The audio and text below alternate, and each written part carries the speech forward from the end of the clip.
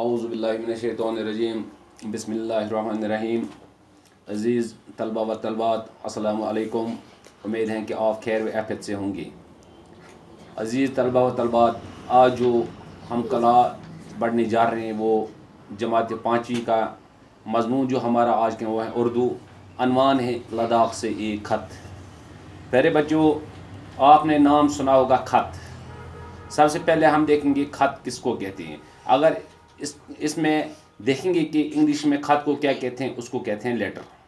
پیارے بچوں، سب سے پہلے ہم دیکھیں گے خط کس سے کہتے ہیں. پیارے بچوں، خط اپنے دل کی بات دوسروں تک پہنچانے کا جو طریقہ ہوتا ہے، یعنی کہ اس کے لیے کاغذ پر قلم سے اپنے دل کی بات ہم لکھتے ہیں، پھر اپنے احباب یا دوست یا رشتہ داروں کو پہنچا دیتے ہیں. اسی کا نام ہے خط. یعنی کہ خط پہ ہم اپنے من کی بات، اپنے دل کی بات قلم سے کاغذ پر لکھ کے جو اپنے رشتہ داروں کو، اپنے دوستوں کو بھیجتے ہیں، اسی کو کہتے ہیں خط. پیارے بچوں، اگرچہ دور حاضر میں اس وقت برق رفتار رسائل رائج تو ہے، کیونکہ آج جو بھی ہمیں میسیج یا جو بھی کوئی بات اپنے دل کی یا کسی بھی چیز کے متعلق کسی تک پہنچانا ہوگا، یا اپنے جو یہاں کے حالات ہوتے ہیں دوسرے تک پہنچانا یا ان سے بات کرنا، حال پوچھنا، تو یہ آج پرک جھپک کی بات ہے. کیونکہ آج کے دور میں ٹیلی فون، موبائل، انٹرنیٹ وغیرہ بہت آسان ان چیزوں سے آج کے دور میں ہوا ہے. کیونکہ ہم اپنے من کی بات، دل کی بات یا اپنے حالات واقعات دوسروں تک، اپنے یاروں، دوستوں، رشتہ داروں کو پہنچانے میں صرف پلک جھپک کی کام ہے آج کے دور حاضر میں. لیکن جو یہ خطوط نگاری ہے، جو یہ خط لکھنے کا جو فن ہے، وہ آج بھی لوگ اپنے دوستوں، رشتہ داروں یا سرکاری یا غیر سرکاری سربراہوں کے نام، کارخانہ داروں کے نام، یعنی کہ بک سیلروں کے نام، یعنی کہ جس کو ہم اردو میں کتب فروشوں کے نام، یا ایسے ہی مختلف انداز سے ہم حال و احوال اور اپنا مقصد کاغذ پر تحریر کرتے ہیں. اور اس میں الگ ہی لطف ہوتا ہے. جو ہم خود اپنے ہاتھ سے تحریر کرتے ہیں، کاغذ پہ لکھتے ہیں اپنے من کی بات، حالات و واقعات یا حال وغیرہ، تو اس میں الگ ہی مزہ ہوتا ہے.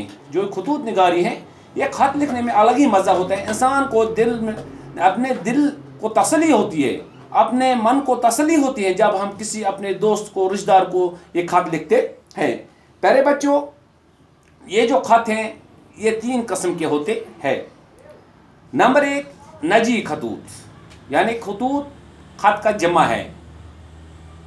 آپ کو پتہ ہے کہ نجی خطوط کسے کہتے ہیں. پیارے بچوں، جو خط ہم اپنے رشتہ داروں، دوستوں یا عزیز و اقاربوں کو کے نام جو ہم لکھتے ہیں، اس کو نجی خطوط کہتے ہیں. جو دوسرا ہے وہ ہے دفتری خطوط. یعنی کہ جو سرکاری یا غیر سرکاری جو سربراہان ہوتے ہیں، ان کے نام جو ہم خط لکھتے ہیں، انہی کو کہتے ہیں دفتری خطوط. پیارے بچوں، جو تیسرا ہے وہ ہے تجارتی خطوط. یعنی کہ جو کارخانہ دار ہوتے ہیں یا کتب فروش وغیرہ، یا کوئی دکاندار ایسا جس سے ہم کچھ بات کرنا چاہتے ہیں، تو جو خط ہم ان کو لکھتے ہیں انہی کو کہتے ہیں تجارتی خطوط. لیکن آپ کو میں یہاں مختصراً یہ کہنا چاہتا ہوں کہ نجی خطوط ان خطوط کو کہتے ہیں جو ہم اپنے عزیز دوستوں، یاروں، رشتہ داروں کو لکھتے ہیں، ان کو نجی خطوط کہتے ہیں. اور جو سرکاری و غیر سرکاری جو سربراہان ہوتے ہیں، افسران ہوتے ہیں، ان کے نام جو خط ہم لکھتے ہیں ان کو کہتے ہیں دفتری خطوط. اور جو کارخانہ دار ہوتے ہیں، جیسے کہ میں نے آپ کو کتب فروش وغیرہ، جو ان کے نام ہم خط لکھتے ہیں ان کو کہتے ہیں تجارتی خطوط. یہ مختصر میں آپ کو یہاں عرض کرنا چاہتا ہوں کہ یہ 3 آپ اپنے ذہن میں رکھیں کہ نجی خطوط کہتے ہیں ان خطوط کو جو ہم اپنے رشتہ داروں، یاروں، دوستوں کو لکھتے ہیں.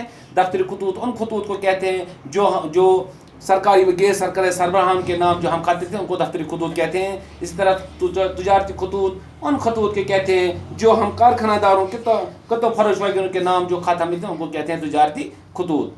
प्यारे बच्चों, अब आप यहाँ थोड़ा मुझे लगता है आप कंफ्यूज नहीं होना चाहिए कि खत और दरख्वास्त, खत और दरख्वास्त। खत में हम अपने मन की बात, दिल की बात दूसरों तक पहुँचाते हैं, लेकिन दरख्वास्त जो उसको जो दरख्वास्त का अगर हम असली जो इसका नाम है उसको हम कहते हैं अर्जी।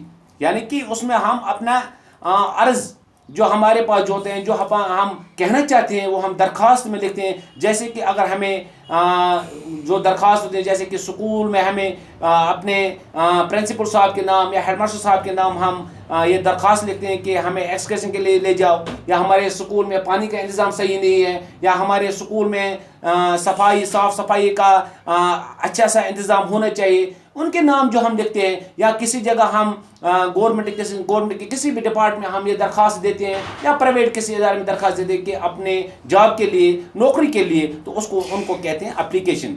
या कोई शिकायत करनी होगी, मिसाल के तौर पर खुदा न खास्ता कोई शिकायत करनी होगी, कोई कंप्लेंट करनी होती है, तो उसको कहते हैं हम जो हम उस वक्त लिखते हैं उसको कहते हैं दरख्वास्त, यानी कि एप्लीकेशन। इंग्लिश में कहते हैं एप्लीकेशन। जो इसका दूसरा जो नाम है, असल नाम जो उसका है दरख्वास्त में, वो है अर्जी। यानी कि हम उसमें अर्ज करते हैं कि जो हमारे जो जिसके नाम होगा, चाहे हमारा हेडमास्टर साहब होगा, प्रिंसिपल साहब होगा, या और कोई ऑफिसर होगा, उनके नाम जो दरख्वास्त हम लिखते हैं उनको असल नाम अर्जी कहते हैं। प्यारे बच्चों, इसी तरह से हमारे इस किताब में एक मजमून दर्ज है जिसका अनवान है लद्दाख से एक खत। लद्दाख से एक खत।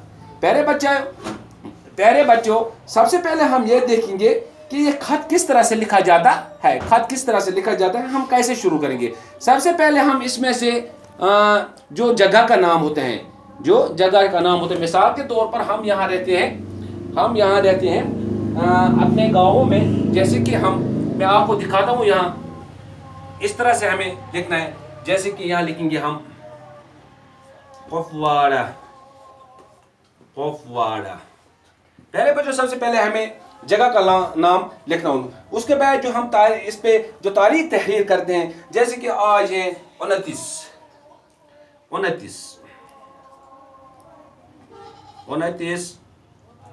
जून 2020 लिखेंगे हम इस पे जो ये होता है, ये तारीख, डेट। इसके बाद हम लिखते हैं जो हमारा जो प्यारा दोस्त का हमारा होगा, या अपने बाप के नाम, या अपने किसी रिश्तेदार के नाम। यहाँ तो जो हमारी किताबें जो ये दर्ज है, ये अपने एक दोस्त के नाम इसने ये खत लिखा है। जैसे कि इसमें लिखा है प्यारे सजाद अस्सलामु अलैकुम। हम यहाँ वो जो हमारा अपना दोस्त होगा, इस तरह से प्यारे असलम।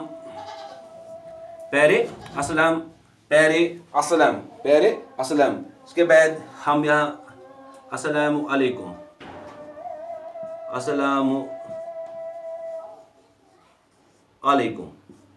इस तरह से हम खत को जब हम लिखना होता है तो इस तरह से शुरू करते हैं हम खत लिखना। प्यारे बच्चों, आप ध्यान से देखना।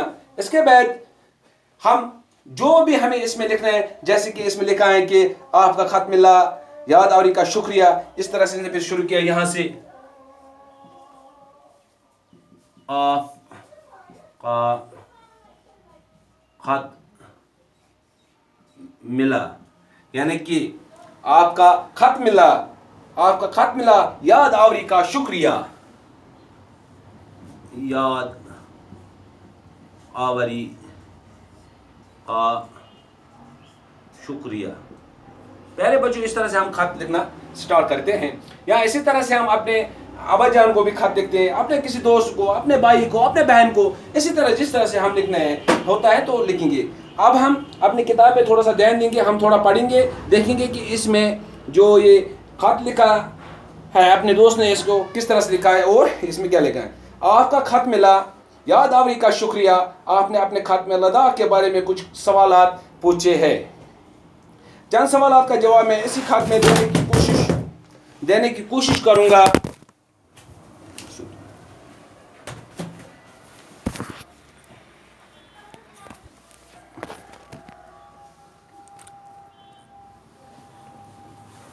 ہاں آپ کا خط ملا، یاد آوری کا شکریہ۔ آپ نے اپنے خط میں لداخ کے بارے میں کچھ سوالات پوچھے ہیں، چند سوالات کا جواب میں اسی خط میں دینے کی کوشش کروں گا۔ اور جیسا کہ آپ جانتے ہیں لداخ کے طول و عرض میں بدھ دھرم کا پرچار کرنے والوں کے لیے جگہ جگہ خانقاہیں بنائی گئی ہے۔ پیارے بچوں دیکھو آپ، اس نے جب اس کا خط پکڑا، یعنی کہ اس کا مطلب یہ ہے کہ اس سے پہلے بھی اس نے بہت سارے خط اس کو لکھے ہیں، تو اس لیے یہ اس کو واپس کہ آپ کا خط ملا، یعنی کہ آپ کا جو خط مجھے ملا، آپ کا شکریہ ہے مجھے یاد کرنے کے لیے، مجھے یاد رکھنے کے لیے۔ آپ نے اپنے خط میں کچھ سوالات پوچھے ہیں اس لداخ کے بارے میں، تو میں کوشش کروں گا کچھ سوالات کے جواب میں اسی خط میں آپ کو دوں گا۔ پیارے بچوں پھر آگے کیا لکھتے ہیں کہ آپ بخوبی جانتے ہیں کہ لداخ کے طول و عرض یعنی ہم یہ نوٹ کریں گے، طول و عرض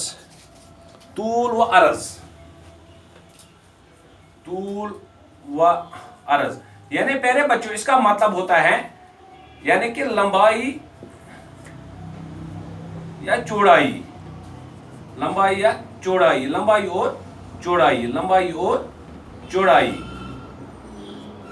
اور طول و عرض کا مطلب ہوتا ہے لمبائی اور چوڑائی، یعنی کہ کہ آپ کو پتہ ہے کہ یہ لداخ کی جو لمبائی ہے یا چوڑائی، جس میں ہر جگہ یہاں پہ بدھ دھرم کے پرچار کرنے والوں کے لیے خانقاہیں بنائی گئی ہے۔ یہ کون لکھتا ہے؟ یہ اپنے دوست کو واپس خط میں دیکھتے ہیں کہ آپ کو پتہ ہے کہ یہاں لداخ کے ہر جگہ پہ بدھ دھرم کے پرچار کرنے والوں کو، بدھ دھرم کے ماننے والوں کے لیے یہاں خانقاہیں بنائی گئی ہیں، یعنی خانقاہیں ان جگہوں کی کہتے ہیں جہاں پہ یہ بدھ مت والے لوگ عبادت کرتے ہیں یعنی کہ پوجتے ہیں۔ پیارے بچوں آج کی کلاس میں اتنا ہی، انشاءاللہ کل ہم اس پہ اور کلاس لیں گے تو اس میں ہم پورا اس پہ جاننے کی کوشش کریں گے۔ باقی وسلام۔